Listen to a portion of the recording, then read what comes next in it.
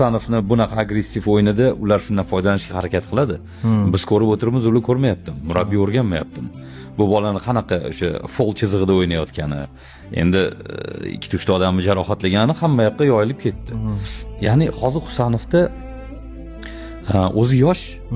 o'zi yosh, lekin butun bir jamoani men lideriman degan bir gardandagi yuk bilan keldi-da, shunaqa narsa singdirib qo'yildi unga. Eng katta nom.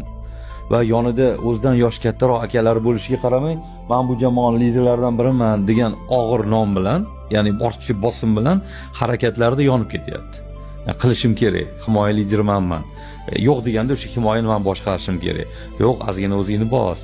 Sen hamma qatorsan, yosh bolasan hali.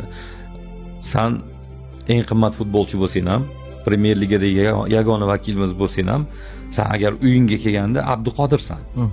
O'zbekiston uchun, boshqa akalaring uchun Abduqodir 22 yoshli yigitsan va milliy jamoada ulardan ancha keyin debyut qilgan bir nima deydi? Askarsan. Shu tomondan o'zini ozgina bosib olish kerak. Bu Ronaldoga qarshi o'ynaydi, darvoqe. U hammaga qarshi o'ynaydi. Yo'q, endi personal desa, Ronaldoni qo'riqchilaridan bittasi u bo'ladi-da.